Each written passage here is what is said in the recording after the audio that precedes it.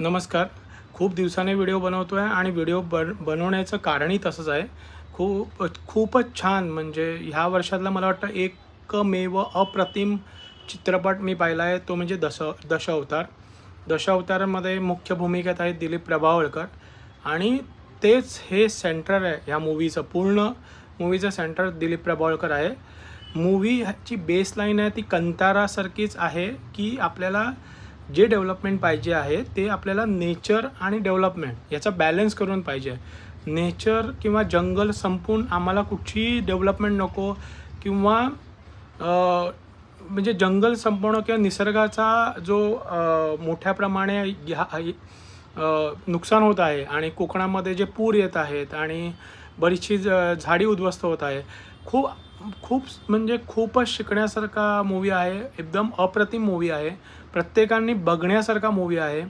आणि दिलीप प्रभावळकर यांच्याबद्दल बोलायचं म्हणजे त्याने काही वेळा तर अमिताभ बच्चनलाही मात दिली आहे असं मी बोलू शकतो. एवढा अप्रतिम भूमिका त्याने त्या भूमिकेला पूर्ण 100% दिलेला आहे. अजून बोलायचं झालं तर महत्त्वाचं म्हणजे की ह्या पिक्चरचे जे डायलॉग, एडिटिंग, गाणी थोडीशी जिथे नको म्हणजे गरजेची नव्हती पण आहेत.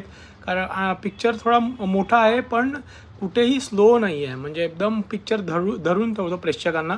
जवळजवळ 5 ते 6 क्षण असे आहेत की लोकांना टाळ्या वाजवण्यासाठी ते भाग करतात. लोकांच्या डोळ्यातून अश्रू आणतात आणि एवढा अप्रतिम भूमिका, चित्रपट आणि महत्त्वाची स्टोरी जी आहे, जी कथा आहे ती एवढ्या छान लिहिलेली आहे. त्यामुळे हा चित्रपट फारच मजबूत झालेला आहे. आणि मला वाटतं की एकच गोष्ट सांगावीशी वाटते की मराठी चित्रपटाला कमी थिएटर दिलेले आहेत आणि अशा पिक्चरला जास्तीत जास्त थिएटर द्यायला पाहिजे. जास्तीत जास्त लोकांनी बघितला पाहिजे. माझ्या अमराठी मित्रांनाही हा पिक्चर एवढा आवडला तर मराठी माणसाला तर आवडलाच पाहिजे असं मला वाटतं.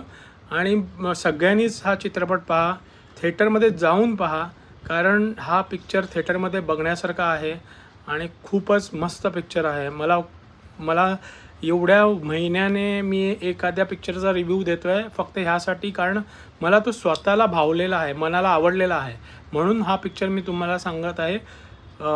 तर नक्कीच पहा मराठी चित्रपट दशावतार आणि मला सांगा कसा वाटला तुम्हाला. थँक्यू.